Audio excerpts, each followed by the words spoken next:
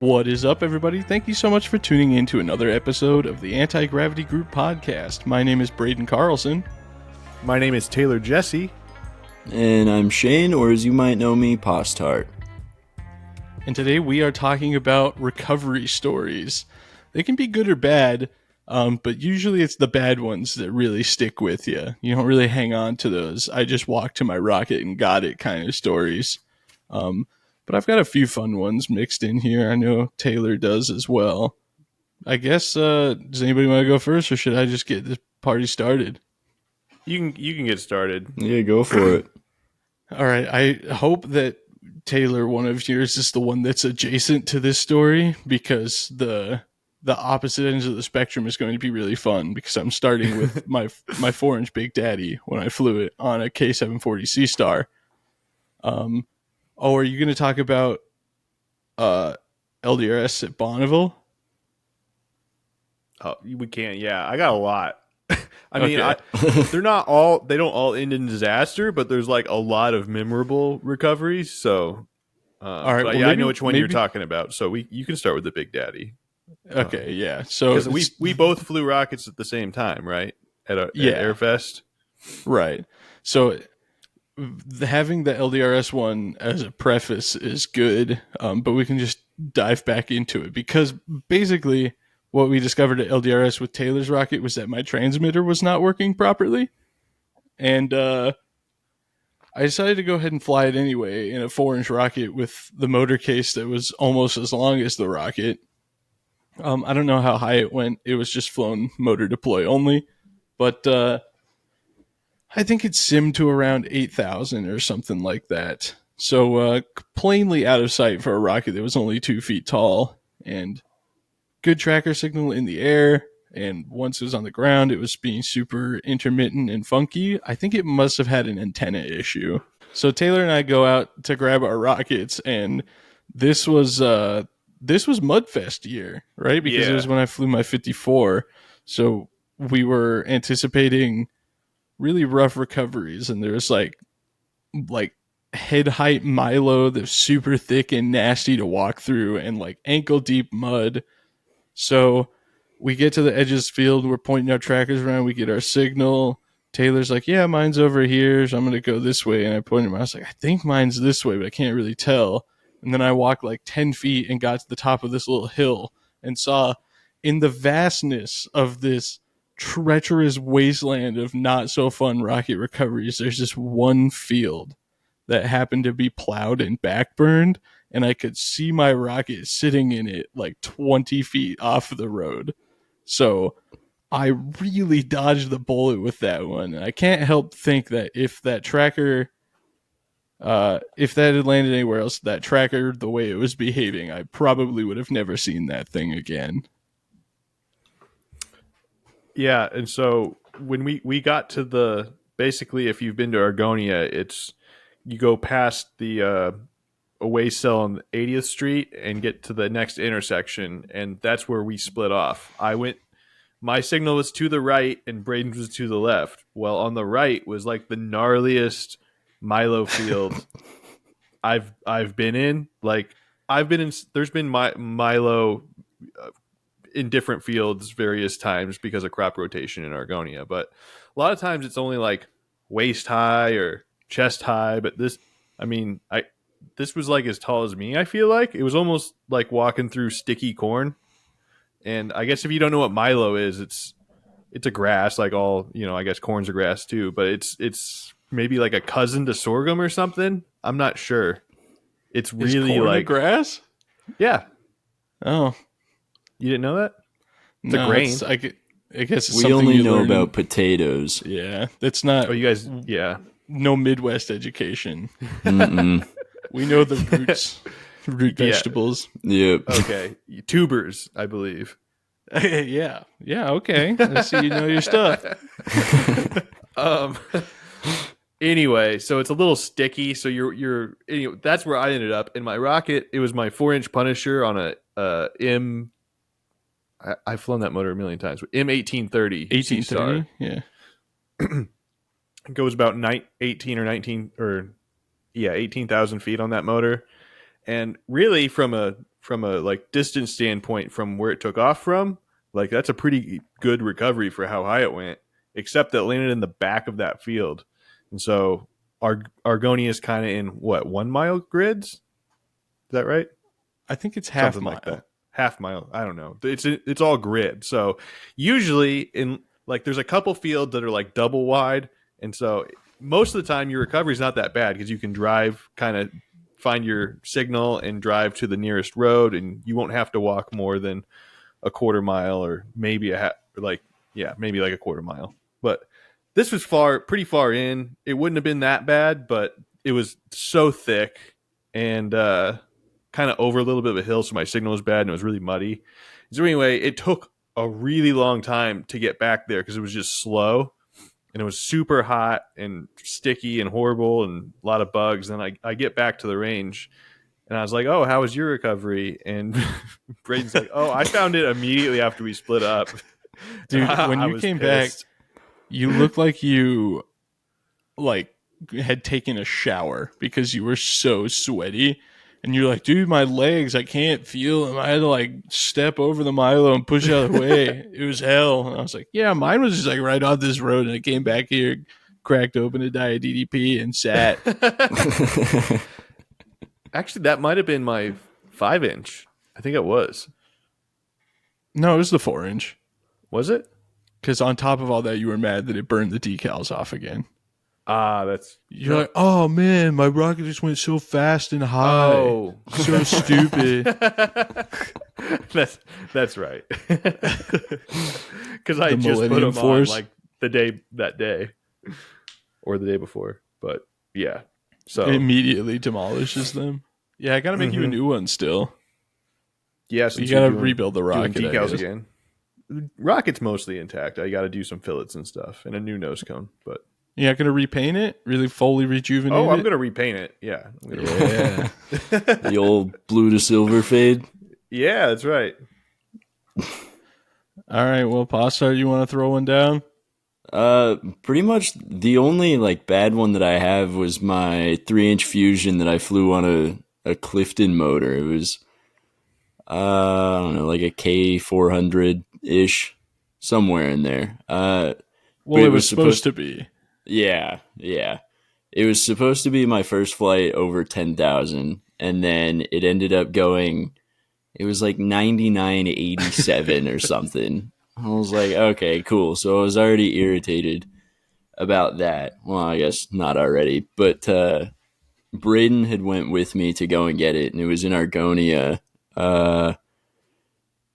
year before last year, I think. Yeah, I think so. Yeah. And it's worth noting this was the first time we had flown one of the late great Wildman ComSpec trackers that seemed extra super powerful to me. But I guess it could have just been because I was so used to the older ones, and I was buying the cheaper ones, so they weren't as potent when I was buying them direct from ComSpec. So, yeah, I was not used to the power level. So Yeah. that's worth noting. Yeah, but had his tracker in it, and we get to the road, and we're like, okay, the signal's pretty strong over here, and it was at the road just on the other side of the away cell. So it was the first road away, other side of the range, and get over there, park, signal seems strong, and so we start walking, and it ends up being really close to the flight line to the right. So we walked basically all the way into that field, and it was all plowed and soft dirt, which is not fun to walk in. It's like sand. Yeah. Of course, since we had taken my car, we couldn't just then walk 5 minutes to the flight line. We had to go all the way back across it to get my car and drive it back around. Yeah, but Braden ended up saying that he would go grab his car, and I thought because like we weren't quite to the rocket, but we could see it, and I thought he had just said, all right, I'm going to go get the car because you had something else to fly. And so I was just going to walk back to the flight line, which was a bad idea. So I got back and I was half dead and chugged a bunch of water and Diet DDPs. Yes, sir. Oh yeah, I remember that. You looked horrible. Yeah. That was Just bright red. Yeah.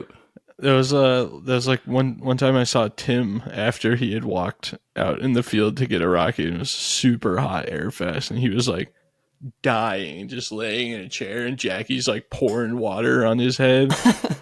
It's the hot, deep dirt Argonia recoveries can be a little treacherous. Yeah. All right, well, my next one is my 5-inch Punisher after the M4500 flight. Again with the all powerful Wildman transmitter on board. So I'm driving up the grids and doing the thing, and luckily this was a cloudburst, so it wasn't super hot outside. But I parked my car because I was like on the closest setting on the receiver, and not knowing that this was, you could pick up the signal with the close setting from pretty far away with that transmitter. So I park my car and I start walking across the field and blah, blah, blah. And I get to the other road. I'm like, this sucks. I could have just parked on this road. And I'm kind of walking diagonally. So I get all the way through that field, like cutting through the corner and get to the other road. And I was like, that sucks. I could have been on this road. And then it just kept happening. And for some reason, I like didn't go back to get my car after a while. So I was just like, it's got to be right here. I'm on the close setting. Where is this thing? So I just keep going and going and going. And eventually I got to it, and I ended up walking like an additional 1.25 miles from my car. So then I had to carry the 7-foot rocket 1.25 miles back through these fields to my car. And it landed like 3 miles away, which is further out than it went up. It probably weighs like 25 pounds with the motor case in it. Yeah, it wasn't super pleasant. And it's one of those things where like because it's a 60-inch tube, there's like no good, comfortable way to carry it. So I'm just like throwing it over my shoulders and using both hands and like carrying it under one arm and switching arms. I was just like, bro, why didn't I just bring my car out further? So yeah, lessons learned on that one for sure. Isn't there like a on your comp spec? Isn't there like a tune setting or tune knob to like dial in the frequency more? No. I mean, yeah, I there have is. no, there's not. I have gain. Gain's like the main one. Yeah. No, there's not. I just Thought have there was. the distance one. Oh, okay. Are you sure? Because mine has a tune knob. Mine does not. Maybe that's what I'm thinking. I used some ones that had it. Maybe Matt's does. That would make sense if because yours is older, right, Braden? Yeah, I bought it in like 2012. So maybe those newer transmitters would work better with the receiver, where you could like fine tune the. Well, I mean, they work fine. Remember, we had signal on the ground from Matt's rocket from like 3 miles away in Argonia when we were looking for my 54. Yeah. So, I mean, it definitely works. Well, I'm just on the closest setting, it seems like it would be helpful for it to not be picking up a signal that's like over a mile away. Well, okay, but now I know that I can just bring the gain down and watch the battery voltage meter and kind of get a better idea. Oh, you weren't doing that? No, I hadn't really like dialed that thought process in as much as I have now. I mean, I knew that it was there, but like that I could use that. But I was just like, because it was the close thing, I was like, no, it's right here. I just have to keep going straight. It's going to be like 20 feet away on the other side of some small dip. And then it just wasn't. There's been a lot of times where I was getting one of those really open fields in Argonia and I just dive in. And there's just a lot of times where I end up walking straight into a field because it seems like I have good signal and you just walk forever. And you're like, I could have went to the other side. But yep, I know everyone that's listening is going to say, well, why don't you guys just use GPS? Use GPS, right? Yeah. Mm-hmm. Because we like doing it the beepy way. We like the beep. We like the exercise, okay? And most of all, I like that if I lose signal when it hits the ground, I'll get it back if I just go the direction it was going. Like I have GPS stuff. I don't have a problem with it, but I have a problem with like relying solely on it. Yeah. I don't want to put GPS on anything I don't have an RF transmitter in also. Yeah, which I know people probably think is counterintuitive, but we've seen so many people lose a rocket because I their GPS lost a lock on the way up and they just never got it back. I'd come across at least one person at a big, like at least one person at a big launch that's kind of having a meltdown because their stuff is like, it's the first time they've had that happen, and like they're like, it's just not working. Like, well, I don't know what to tell you. Yeah, my Chase and his dad lost their 2-stage at Black Rock because their GPS disappeared. Ryan Smith, Patreon supporter, his rocket got lost at Airfest because he lost GPS lock. There was 2 back-to-back K185 flights. I watched a Tripoli Vegas lose lock and never get it Wow. back. So I'm just like, I don't know. I'm not real convinced on that. So I'm sure there will be some backlash on that. But I mean, you always hear about everybody being like, yeah, I mean, it works fine for me. And I'm like, yeah, that's good. But like the one time it doesn't is the only Yeah. time you need for it to be a problem. The only time I've never had a tracker signal was when my rocket was in the ground, or with my 54 that also had the funky transmitter from your flight at Bonneville and the Big Daddy in it. So Yeah. that's definitely on me for flying a tracker that had twice proven to had issues. But you know, c'est la vie. I think the only time that the radio trackings let me down was if my rocket went into the ground. And there's been a couple times where there was some issue that caused the transmitter to come off of the rocket, but I was able to find the transmitter. Well, there's a story with one of those, but I was going to ask if you were going to tell that one because you already have on the podcast. You did for the failures episode. I guess I could do a condensed version. Yeah. Basically, the best part about the story is that this was Matt, Matt, the other member of the anti-gravity group that's never on the podcast. The one that's not here again. Has he replaced your case? No, he still hasn't replaced my 3840. Interesting. So. Anyway, another week goes by. This was his first big launch. So he was pretty new into rockets, and I had another minimum diameter 75 that I was going to fly to 30K. And so he thought that was super cool, and I was like, "Yeah, I'm going to show you how to get it back," because this was a pretty like simple design, and I was sure it was going to work. And because it had before. No, this is the new one I built. Oh, right, the M1850. Yeah, and it was really just a really plain rocket with head-in deploy, but I made a real dumb error on trying to save space using a small shot cord and or thin, and didn't put a leader on it. And I think the tube edge just sliced it. Because anyway, that doesn't matter.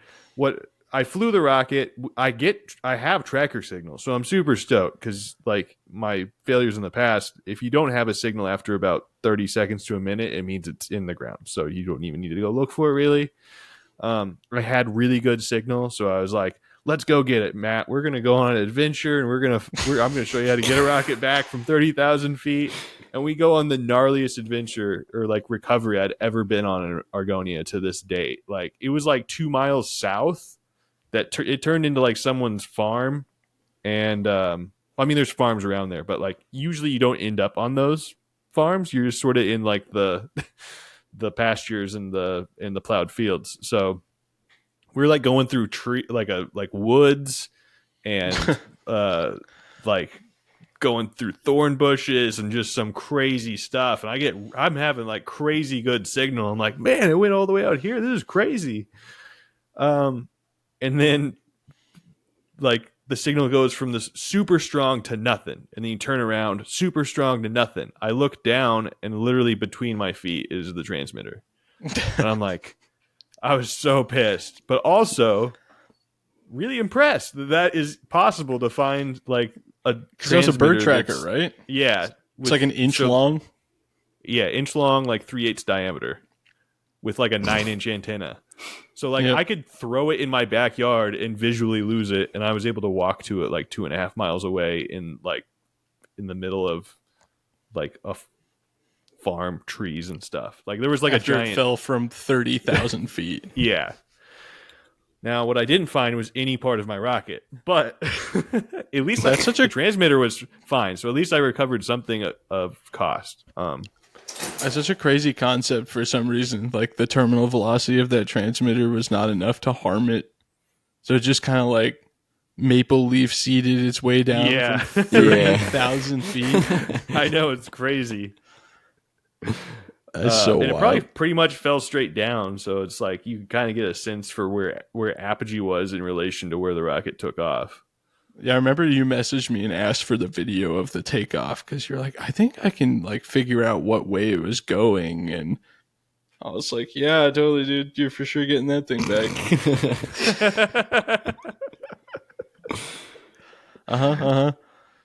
I had just met you two, so I was like, this guy's stupid, dude. No way. What is he new? He sucks at building rockets. All right, well, Pause Heart, I believe you have a story that's equally yours as much as it is Taylor's, right? I suppose you want to just jump in at whatever point if you got something. I could kind of start it actually, and then I'll let you. All right, yeah. We're at Midwest Power. I brought my 3-inch Fusion and flew it on a J135, and there was pretty much no wind this day, and so it was perfect for long burn motors and whatever. It was also a perfect day for my main to come out at apogee, which is what happened. And Perfect, but yep. it really didn't land that far away, but it did happen to land. Well, I don't know. Pause Start, you can take over from there. There was just like it was probably only like a mile and a half away, right? Yeah. If even. Even. But then there was just this big like oval section of forest and trees and stuff. And so we got to that and we're like, oh, it's on the other side of it. Went around it, and then suddenly it was behind us. So we walked back around the other way, and it ended up being in the middle of it. And so Taylor just started trucking through it, and it was just filled with bushes, and it was like awful. It was basically one giant thorn bush. I mean, it was so thick. Yeah. It was all thorns. I've never been in something that was all thorns like that. But I think a battery in my receiver or something was low. I'm not really sure because I had signal, but it was being super erratic. So it's like everywhere we went, it was the other way. And then when we come out, it was like down the hill on the other side of this hill on the side we started from. So like that was all unnecessary. But I brought Postar with. I was like, "Hey, you want to come get the?" We saw it basically touch down, or I guess it went over a hill a little bit, but we knew where it was, kind of, and so we're like, "Oh, this will be easy." It was funny because you guys took the rental car that I had rented as well, and I just like you guys were gone for so long. I was like, "What happened? Did they put that thing in a ditch and they're just like trying to figure out how to get it out before I notice, or what happened?" And I'm just like, "Yeah, Midwest Power, this is fun." Just filming rockets, and they get back and they're just like, "Dude, this was the worst." It's funny too because the V2 went 12,000 and change or something like that, and came right back. Just landed. That's actually a good story too. The V2, its flight in Argonia, especially because Clifton, who made the motor, was giving me so much grief for having the huge drogue in there because I had a 5-foot drogue in it because it weighs like 40 pounds without a motor in it, which is definitely overshooted, but I cracked the fillets and had to dig them out and redo them when it fell over while I was painting it. There's carbon in there, but I'm just like, use a huge drogue. Maybe if it hits hard just on that drogue, I won't have to rebuild the fins again. You know, that's not really what's going to happen, but after what happened with the motor case incident, I don't think those fins are ever going to break. But anyway. Yeah, that's just straight up 10-pound sledgehammer on the 2x4, just rocking the motor mount assembly right before we put in M2500 in it. Still good. It's so awesome. But with the drogue, Clifton was like, "Why would you do that? It's such I don't understand. This is blah blah blah blah blah." And it was so funny because I had to take a picture and show it to him because it landed like 2 feet from the road. The main was touching the road, and this was a main paved road, so we literally just drove out to it, threw it in the car, and drove back. So of course, me being, you know, a bit of a smart aleck, as some might say, I had to take the picture over to John and be like, see, this is why you put a huge drogue, because it lands right by the road. And then it did it again at Midwest Power with the same huge drogue. It landed like, 100 feet off the road or something like that. Yeah. Yeah. Too perfect. That sort of goes in with my, would have been, I guess I just turned 20 and I built my first minimum diameter rocket. It was 75 millimeter and I put an M685 in it and it went 30K and I got signal on it. And then we go drive. My dad was with me at that time and we went driving for it in Argonia. It was like one field over. And then all of a sudden signal gets real strong and it's literally in the ditch. Like it landed 2 feet off the road and everything worked perfect. And I was like, whoa, that's crazy. Like that seemed like impossible. half a mile away. Yeah. Dude, that's like TJ. He flew a K-185 minimum diameter rocket to like, were you there for that, Shane? I don't remember how it was like almost 20,000 feet and it landed like 40 feet away from the pad it took off from. I was like, that doesn't make any sense. Well, then the second time I flew that rocket, I did an M840 and also went about 30K. And it landed like where your V2 landed at Argonia. It landed maybe 150 feet off the highway there. And so I was like, man, this minimum diameter rockets are easy. It was just like my first two flights just worked and like everything went. I'm like, man, why do people make such a big deal about this? I have had different experiences with minimum diameter. and the fact that I went straight into 3-inch minimum diameter, which seems ridiculous, but you have so much more room. Yeah. But I don't like this tiny stuff. That being said, I do kind of want to do a 54 now after you've done the last couple. But anyway. Do another one. So I had that same rocket. I did a third flight, again on an M840. And this time it landed in whatever the longest field in Argonia is. That's where it landed. It took hours to get, even though I had a signal, because it was like there's one field that this happened to me a second time with my that was the 5-inch Punisher. Basically, there's this one field that has some like really like in a waterway. There's like a big ravine kind of with long grass, and so if a rocket lands in there, it totally eats your signal, and will if you're using any tracker, I guess. And it gives you some really erratic signals. So, and it was really deep in there. And so I had a signal, but basically I walked all the way across what must have been a mile wide field.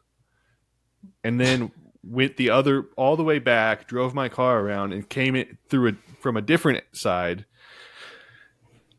And then just walked by it and like lost signal, and then I turned around, got it back, and so it just did the whole like I walked every inch of the field, and it turned out to be exactly in the middle in this like basically in a hole.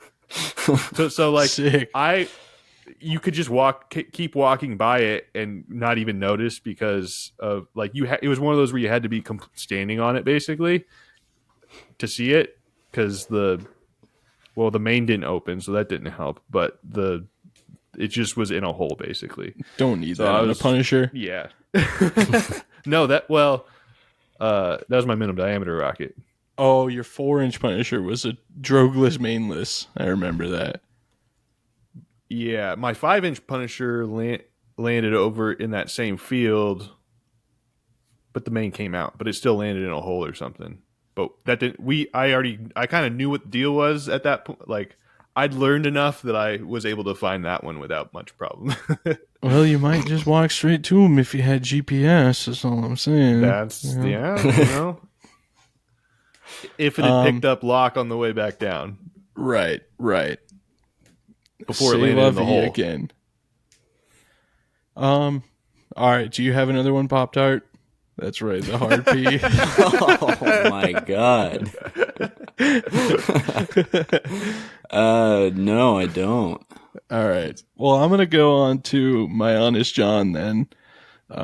Not the most recent one where it hit 2 trucks. That's not. That'll be discussed at a later date. But patreon.com/rocketvlogs if you want all the deets on that and you want to help pay for what still hasn't come yet. But we'll worry about that when they worry about that. No, but the first flight. Beautiful flight, M650, 2 J570s and 2 J350s, just pretty full M cluster, and everything just kind of worked. But I was so stressed about making sure all the igniters and everything were properly put together and that all the recovery stuff was properly attached that we had it on the pad and everything hooked up. And I was like, oh, I didn't put a tracker in that. And I was like, well, it's 10 feet tall. And it was only simming to like 8,500 or so. So I was like, whatever. And it ended up going just under 10, like 9,600 or something like that.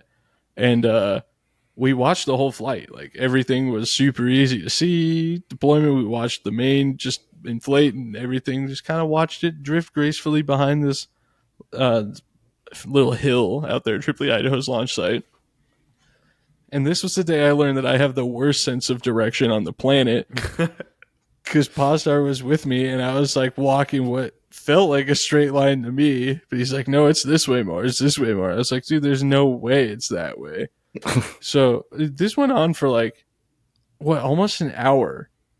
Yeah. And I was just getting more and more mad. I was like, why didn't I put a tracker in it, first of all? And how am I about to lose a 10-foot tall rocket with like a 10-foot red, white, and blue parachute that should just be laying out on top of this? Like, it's just dirt. There's sagebrush, but it had all been like eaten by goats and stuff. It was all flat. I was like, I should be able to see this parachute from a mile away. And it turns out it had landed similar to the 5-inch Punisher in just like a little bit of a dip. And my dad drove up the road that's kind of adjacent about a half a mile in from where we were and started walking towards us and just happened to stumble on it on the way. But yeah, I had even walked like within 50 yards of it right through that little dip and hadn't seen it. Like Yeah. it was down in there. so that really proves the old Crazy Jim adage. He used to say, what rocket do you put a tracker on? That would be any rocket you would like to have back. So even if it's a 10-foot tall rocket, put a tracker in there. Yeah, for sure. I put a tracker in everything now. I used to not because I'd like, oh, you're, I'll be able to see this whole flight, but then you have those dumb things that happen and it makes you realize, yeah, no, you should put it in everything. I almost put one in my Sumo on the G138, and I was like, this seems like I'm maybe being a little gratuitous. It went like 1,000 feet, but The last launch I went to that kind of like bit me because I put it in my 2-inch Thor and it went like 2,000 feet. I could see the whole flight, and then I go to get it, and then there's no like I had the tracker with me, but like I knew where it was, so I just sort of just for fun. And then it was the same thing as like with Matt before, except my girlfriend Sam was there, and I was like, see, look, this is how it works, because we like the other rockets I didn't even use the tracker because I saw where they came down. And so this one I was like, here's where the signal's going to be. I turn it on, no signal. oh I'm like, no. Wait, I'm like, why? what? The tracker came off Oh, because it was like cold weather, and I realized the night before I was out of electrical tape, and so I bought some from the Dollar General, and I think it was no. crappy. Yeah, And, the dollar store electrical tape and the Harbor Freight electrical tape are a hard pass. It's straight like, which makes me think, did I use crappy? I don't think I did. I think it was a shock cord failure on the minimum diameter rocket. But I had that thought, like, I don't maybe know. the tape just broke and the rocket Could just, be. wouldn't that be crazy? Someone finds it someday fully intact. Dude, one of these years we're going to go out there and both of our minimum diameter rockets are just going to be I sitting know. in the I Lost check Rockets every bucket. time. Me But too. anyway. Mine's in Wellington, probably, if I did put the It main out at probably 20,000. is. because it was so windy that day. The winds aloft were probably insane. I bet if we should have just, like, with how the signal was, we should have just got on the highway and started driving. Yeah. Well, I think that That would have been a battery's crazy probably dead by story. now. Yeah. Yeah. Yeah. Instead, the story is just I lost it. We radio tracked a rocket 10 or 20 miles away. Yeah. It'd be so The funny. winds aloft were so crazy that day. Yeah, it was bad. Anyway, to get back to the other story, the tracker came off and it actually ripped the antenna off, and I still found the transmitter by itself in the dirt. Wait, did you get the signal back again? I was close enough that I was able to get, like, the faintest of signal, and I was able to track my way to it.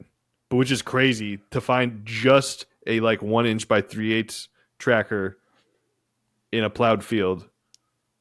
I found one antenna. after the bird tracker. I found it after Wilson's rocket shredded with mine because it ripped the antenna off. But Oh yeah. I still had a tracker from the flight line at LDRS. It didn't rip it off, but it broke it off of the. So I guess it could have still just been touching it just enough to give it a little signal boost. Yeah, the threaded part was still on mine. It didn't, like, ruin it. I just need, like, it. So it still had. Well, I guess there was nothing really left. It was just the threaded part. But anyway, I guess I could go back to the Bonneville story. Yeah, run that one, and then I've got a doozy to end it. So me and Braden went, or I guess we were all there, huh? We all went to LDRS, whatever it was, at Bonneville, the last Bonneville launch. 39? And yeah, that sounds right. And I flew out there and shipped Braden a rocket because I wanted to fly a rocket on the salt flat. So of course I had my 3-inch Punisher. And Best rocket ever made? Go on. Yes. There's I put a K456 in it, and which is super cool. And we got some signal. Awesome. We were kind of BSing around, and then, like, okay, let's go get it. Jump in Braden's car. And the signal's, like, in the direction that none of the rockets were going. And you're like, that doesn't seem right, but okay, whatever. And then we sort of drive out there, and then there's just, like, now there's kind of, like, no signal. And then it's like, oh, no, the signal's... Actually, no, I think we just had no signal. And then we drove kind of the direction the wind was going. And then we had a little bit of signal, but it was being super erratic to the point where we couldn't really get a direction anywhere. It was just sort of like, there's a little bit of a signal in every direction. And so we kind of I think we just drove around till we found it, right? Well, or was there a little bit of a signal? Was it Shane or my brother said It they was saw me. you shoot? Yeah. Yeah, I knew where it came down, but you didn't believe me originally because the tracker was saying it was That's the other right. direction. I was believing the tracker, and I was like, Yeah. Postar doesn't know what he's talking about. I have a really hot signal this way. Yeah, Well, to And be it fair, was that. Postar was saying words, and the tracker was going boop, boop. So, I mean, yeah. It was pretty also convincing. the first time that Taylor and I met. That's right. he's like, this I was little like, idiot oh. just over here eating Pop-Tarts, doesn't even know what he's doing. Yeah. It's like when Braden met me and I flew my dumb rocket and lost it. I like meet Postard. He's just pounding Pop-Tarts and not flying rockets. Like, you can't see straight. You've had 400 grams of sugar today.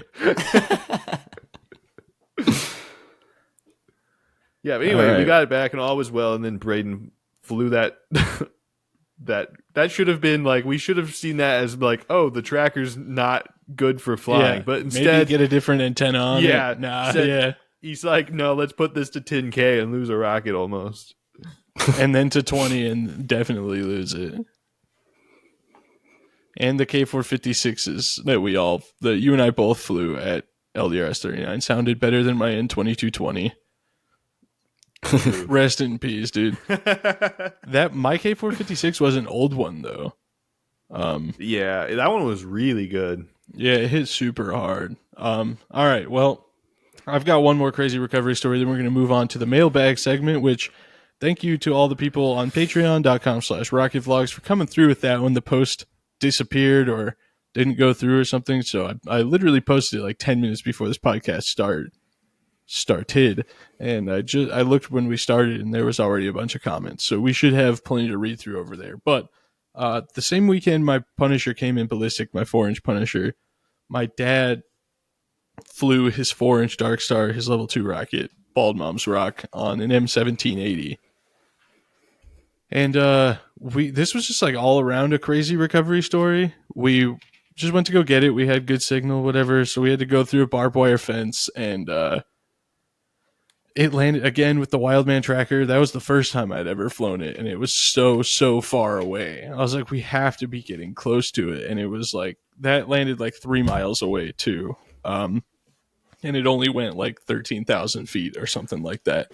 Pretty ridiculous, but on the way out, we saw this dude sitting in a truck just off the side of the dirt road, like leaning over against like into the steering wheel, and you could see like what looked like a whole bunch of snot and like drool just hanging out of his face.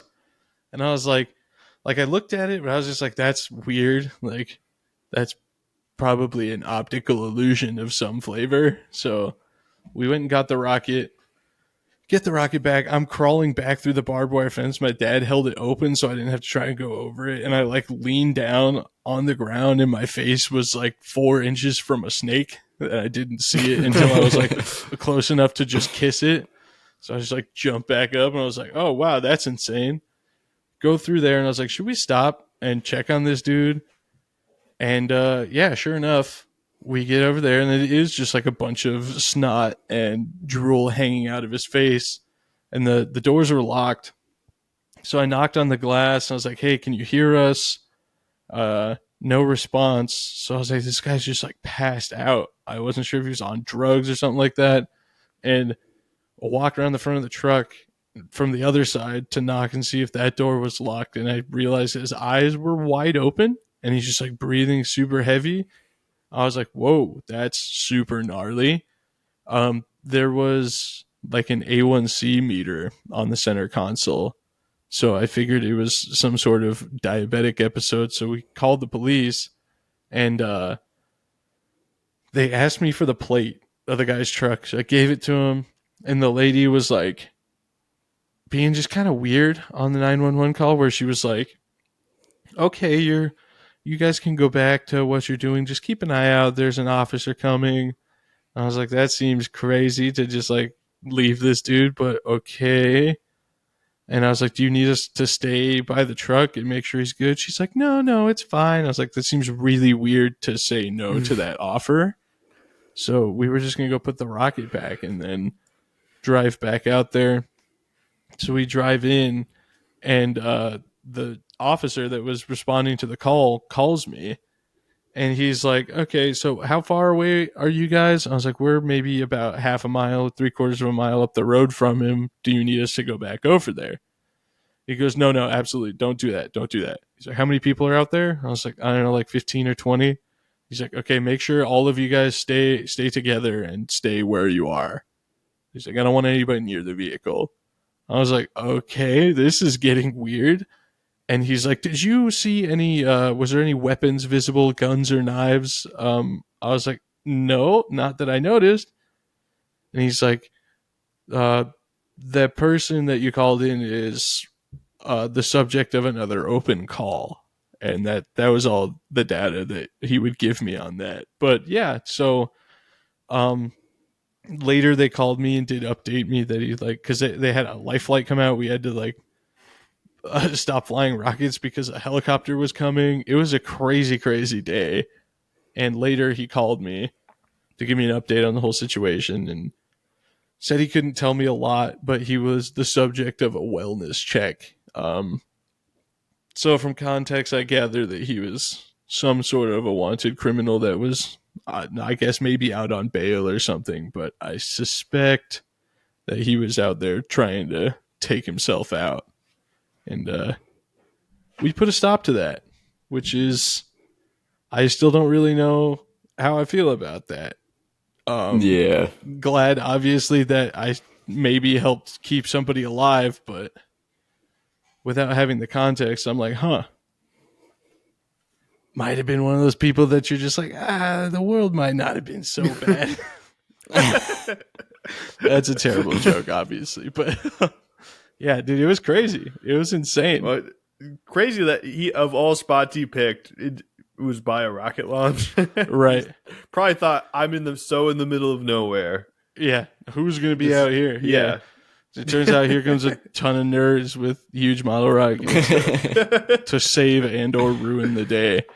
Yeah. Yeah, what happens if he like gets out and he's like, who is this guy? He's just like, it was so funny too, because when the cop was like, did you just see any weapons or anything? I was like, no. And then I hung up the phone. I was like, huh. All right, next time we go through this process, I'm not going to roll because the window was cracked. And I was like, hey man, I hope you can hear me. The police are coming. You're going to be all right. So, oh man, that could have been and he real sees one of your bad if he was videos. responsive. He's like, that's the guy. He ends up seeing one of your videos pop up on YouTube, and then it's like, I'll get you, Rocky Blogs. That's it. Yeah. Yeah, dude, wild story. So insane. But maybe somebody else has a crazier one. So we are going to dip into the podcast mailbag, and I'm going to hit refresh again, see how many comments we got. There's a few in here that are pretty long, so we might be here for a minute. But let's see. Okay. All right, let's start it off. Bryce Janice is here. Bryce and Nicole. Woo! I was really hoping Bryce would bring this story up because I started feeling these vibes with the Hojo. My first level 3 attempt ended in watching the 7.5-inch rocket float away in a thermal as me and my friend attempted to chase it down at high speed in ATV across the Lucerne Desert. I vowed never to lose an L3 attempt again, and thus the 20-inch Uber squat was born. It went like 800 feet on an M1550. The rocket, I think, was the Size Matters rocket. Yeah. I think somebody brought it back to him eventually, though, like years later like or something like that. Semi-recently, I think. That's so crazy to lose a 7.5-inch rocket at a lake bed. I think it like went in the mountains. That's yeah. I guess I never really asked where it landed, but yeah, that's crazy. That's just a rough, unfortunate day. Yeah. But it came back eventually. Just like I'm hoping that my 54mm Scaredy Cat rocket will. Dude, what if your M1850 rocket gets found and you can have two 7680s that are blue? Well, but the M1850 was an Aerotech case. Oh. Well, then you can have a blue But I'd one. still like it back. You're just like, I'll sell it. I have a blue one. Yeah. Or we could keep collecting them. I'll fly that one for sketchy flights, but We're going to get some super long drill bit extenders and put hole saws through the 12-inch Punisher so that we can fit 7680s in there. N4000 and 6 M1850s. no thanks. It's perfect. Yeah. Ryan Emmenegger says, not mine, but my friend's J825 red launch on a short 38mm Go Devil. Perfect flight, but the chute didn't deploy. When we were walking out to it, we saw something that looked like a motor in the sand and thought somebody else had lost a case. Turns out it was about 50 feet from the rocket, and it was in fact the motor case from that rocket. It was his first attempt at drogeless with line cutters. It didn't work.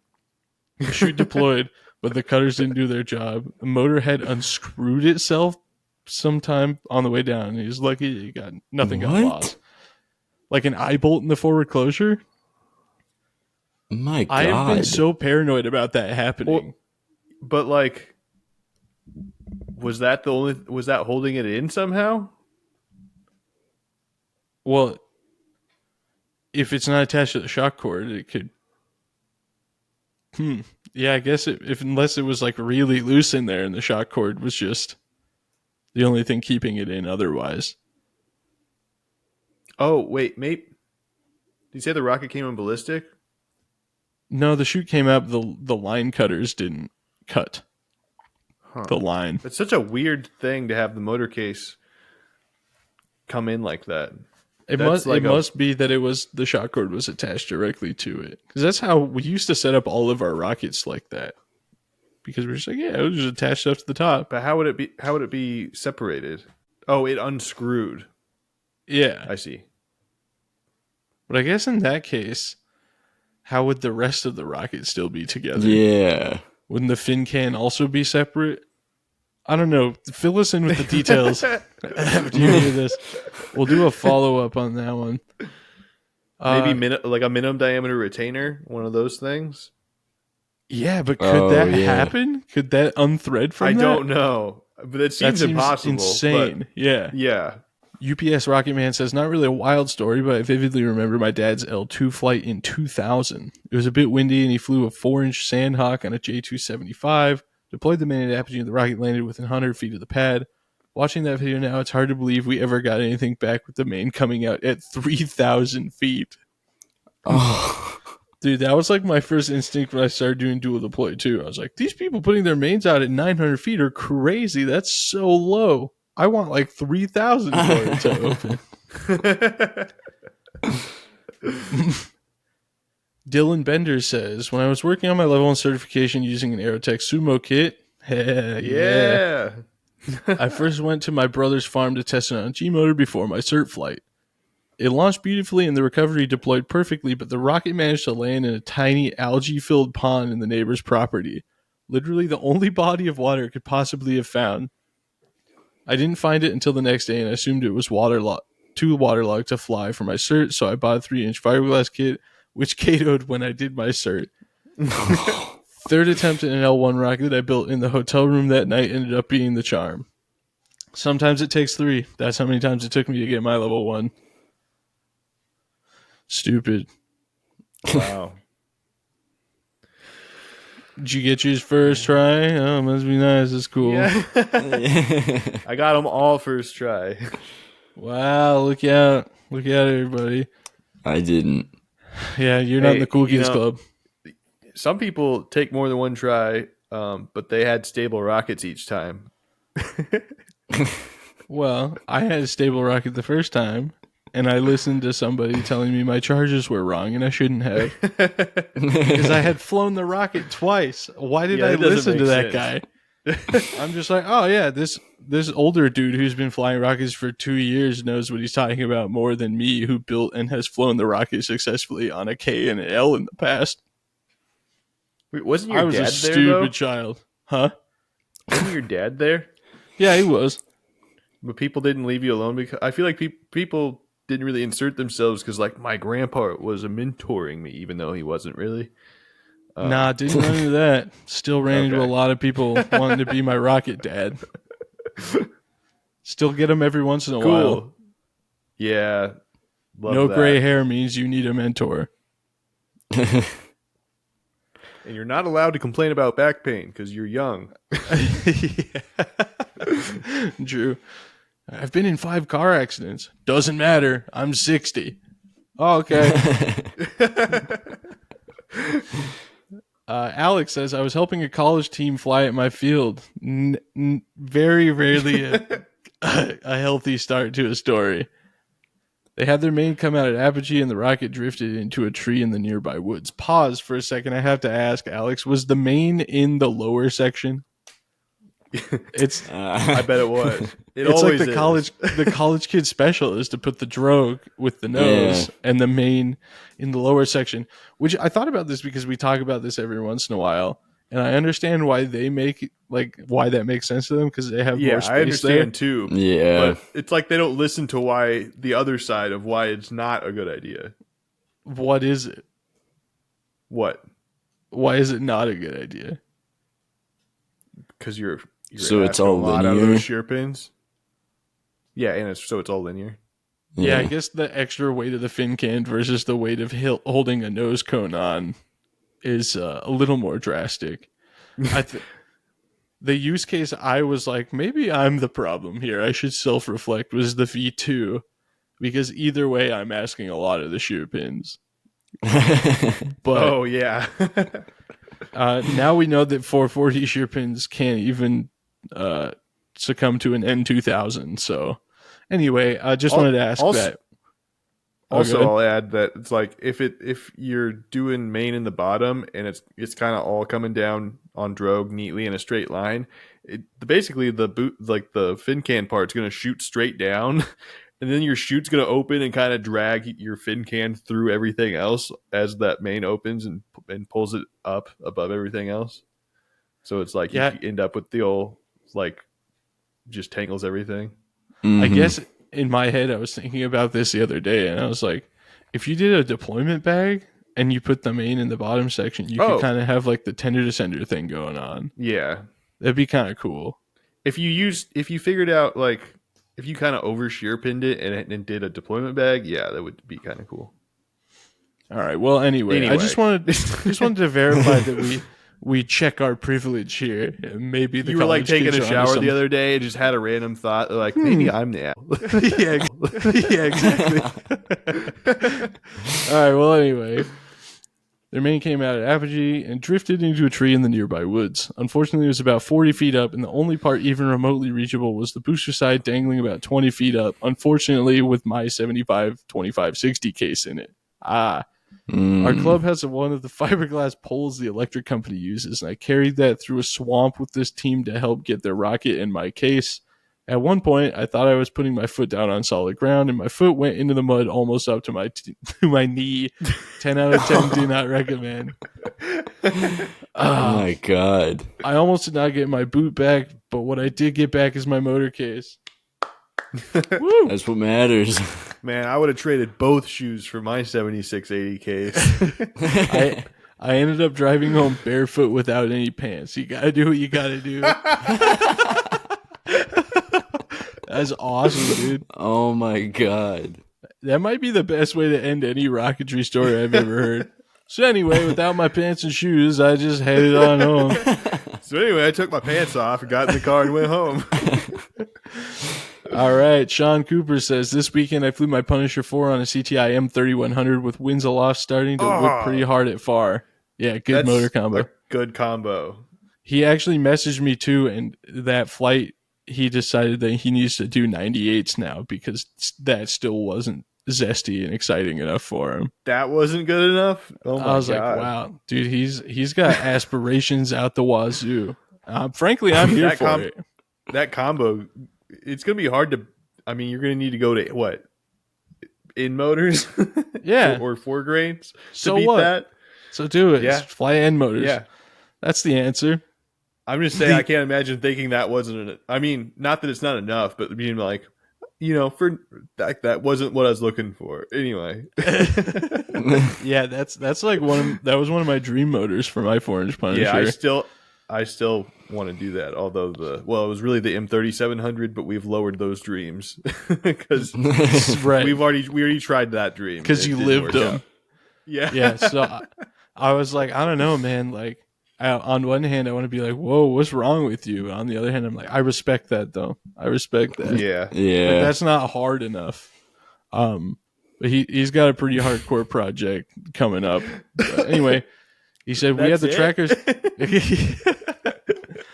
We had the tracker screaming at us on medium range, getting a good bounce off of the bunkers before it suddenly dropped silent. It had been long enough I knew it wasn't ballistic, so I started my trek out and get line of sight. About 3 miles later, I get a ping on the left, chase all the way to the base of the mountains north, 5 miles from far, and finally get a signal 180 out. Oh, no. Good Assuming God. I had just passed the rocket, I cruised off trail to find it where I expect, 200 yards away. 3 miles later, on medium, I started to figure out what was going on. The rocket was on a hillside to the south of Far and 5 miles back.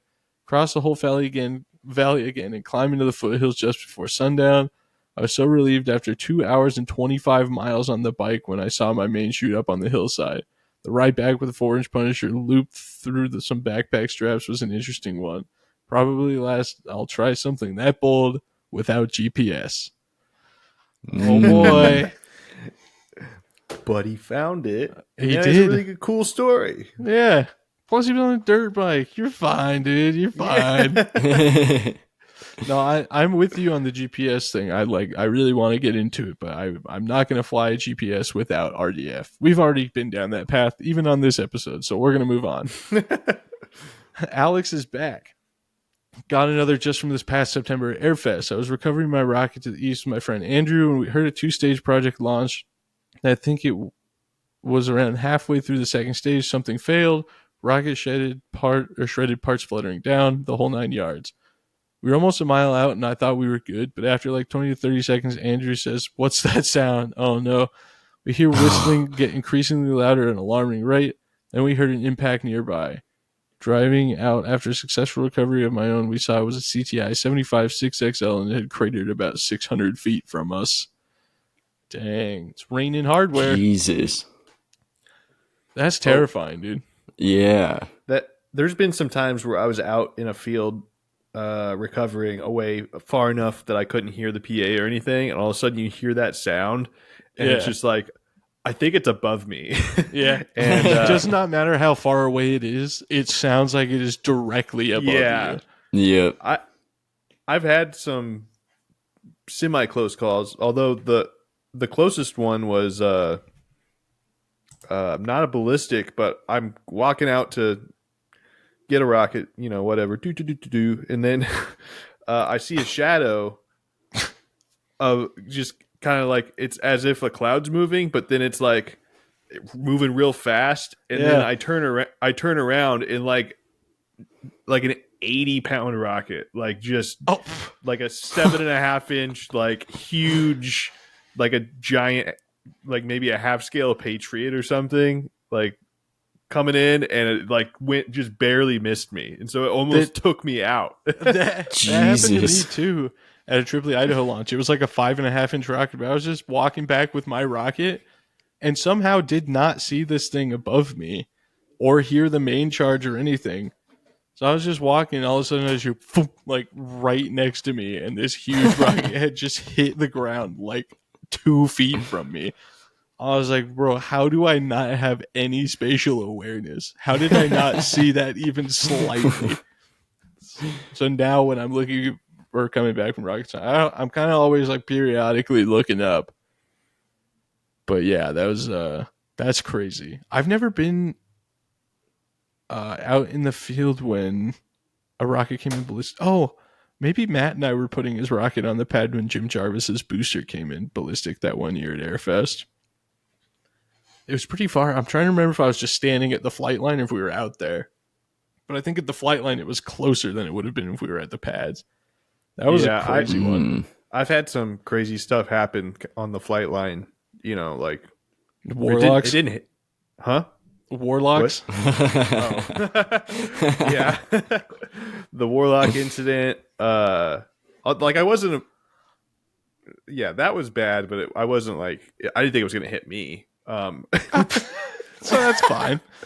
You're like, I wasn't worried about it. I was me. back a little bit. My grandpa was sort of up there. I was, for whatever reason, I was like back by the porta potties or something. But that was when I was taking my junior level 1 test because I wasn't 18 yet, so they made me take it because it was the first year they had it. And Brad from Tripoli Houston, because we lived in Texas at the time, he's like, dude, this huge diameter rocket just almost took this little kid out. They had to like pull him out of the way. It was crazy. He probably would have died. And I told Taylor's story. He's like, yeah, that was my grandpa's Warlock. I've heard Tim tell the story too. Luckily, no one has that memory tied to whose rocket it was, so that's cool. But well, bad news now, actually. Yeah. Sorry, Randall. Bingus Bobby says, not my story, but I remember back in 2014-ish when my club used to fly at a naval runway, a rocket came down on their power lines and knocked power out to the whole naval runway and the naval base down the road. They weren't very happy with us anymore, and we got kicked out. I remember asking the guy later, and the Navy gave him back the rocket. Oh, that's nice, at least. My God. That's crazy. All right. Michael Grayless says, my first time using a Jolly Logic shoot release, it didn't work. Dude, same. I finally had mine work, but I've loaned mine to people, and it's worked every time for them. And when I fly, it just main opens right at the top. I finally had it work with the Sumo. Well, maybe it's a packing issue. No, it's not, because it worked fine on the Sumo. It's never my fault. It's always technology. He continues, lost it and my Aerotech Mustang to the swamp at my local field. I've also had a few Aerotech delay grains definitely not burn for the right amount of time and cause a zipper. Yeah, the bonus delay goes plus or minus. That was a really big problem with those RMS Easy motors, wasn't it? They would burn too fast. Yeah. It would I think maybe it was kind of a blow by issue. I don't Oh, know. you're a fat boy. I forgot. Yeah. Okay, I'm going to refresh this one more time, see if we got any more new comments. And I'm going to check the Discord because I was like, hey, let's post them here too, since I've kind of dropped the ball on this one. But it wasn't me, it was Patreon. Remember, it's never me, it's always the technology. All right, we don't have anything on Discord, so I think that's it for the mailbag segment. And I guess in that case, that means that's it for this episode. You guys have anything else you want to add? Nope. Not that I can think of. All right. Well, my name is Braden Carlson. You can find me on YouTube at Rocket Vlogs or on Patreon at patreon.com/Rocket Vlogs. And if you want to have your stories or comments mentioned on the podcast, you can join us over there. We post the mailbag weekly, and you have until January 31st to join at $5 a month or higher to enter the caption contest to win a $100 gift certificate to the Rocketry vendor of your choice, or a kit or whatever, just $100 value. The picture's pretty awesome. It's one that Taylor's girlfriend took of the three of us at Worlds of Fun. So I'm excited to see the captions over there. But if you want to enter to win that, you can join Patreon. And yeah, you can follow me on Instagram too, I guess, at BigB1011. I never really plug that. I also don't really post that much, but if you want to see what's going on over there, it's mostly car stuff. You're up, gentlemen. My name is Taylor Jesse, and you can find me on the Rocket channel on YouTube. And there's a new video up and another one getting ready to go up. So Allegedly, you can go check it out right now. Do you Click want the like button. Do you want to spoil Subscribe. for the people what it is, or depending on when you post it, it might already be up by the time this episode goes out? Yeah, there should be a brand new one when this goes up. So We'll say what it is. It's already up. It doesn't Yeah. matter. I fixed the fin on my Sumo. Dang, I'm falling behind. Oh, Yikes! I got some fin fixing to do. you do. I just Watch. had one though, so it was pretty easy. It's not painted or anything, but I went through the I have process. one to fix just on like 5 rockets. Watch now. We just spoiled it. We've been live streaming the whole time again. Oh yeah. We should mention that it's probably a little late now, but if you were in the chat when we were live streaming last week and we just blatantly ignored you, it wasn't by choice. We didn't know we were live streaming. So Yeah. that's on me. I apologize. And hopefully you guys enjoyed the impromptu Yeah. live stream. That one was definitely Braden's fault and not the Yep. technology. Yeah. I don't know. It seems kind of dumb that it leaves it preset to live stream. It's kind of the technology's fault. Anyway, Postart, you're up. My name is Shane, or Postart. You can find me on YouTube at Postart Propulsions. I am actually working on a video right now that will be out hopefully soon. And you've got another one that could definitely be in the pipeline. You just got to voice over it. Yeah, It's recoverable. yeah, maybe. Well, at any rate, thank you guys for listening. Don't forget to subscribe if you're watching this on YouTube. Press the like button. If you're listening to this anywhere else, please give us 5 stars or leave a review or whatever the podcast stuff is. We are the Anti-Gravity Group. This is the Anti-Gravity Group podcast, and we will see you guys next time.